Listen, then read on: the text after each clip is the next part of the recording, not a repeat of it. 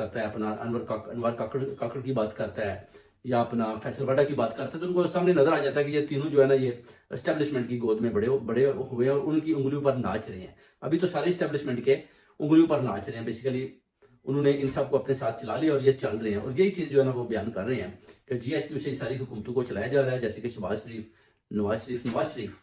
नवाज शरीफ को भी हुकूमतों ने चलाया, मगर जैसे नवाज शरीफ ने ना की तो फिर उसको पाकिस्तान छोड़कर लंदन की तरफ फरार होना पड़ा। अभी वापस आया है, तो देखें अभी उसका भी एक क्लिप आपको देते हैं कि उसकी सूरत हाल क्या है।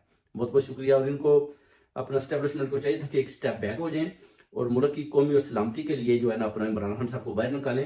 हालांकि मुझे पता है कि इमरान खान साहब को ये सितंबर में निकालेंगे। 29 सितंबर को इन फाइल पर जो साइन किए हैं, इन्होंने बोला कि 29 सितंबर को हम इमरान खान साहब को रिलीज करेंगे और उनको बिल्कुल किसी पार्टी में मुदाखलत या किसी किस्म की स्पीच या किसी इदारे के खिलाफ बात भी नहीं करने देंगे। ये बहुत बड़ी जो खबर है जो आपको मैं दे रहा हूँ। बहुत बहुत शुक्रिया।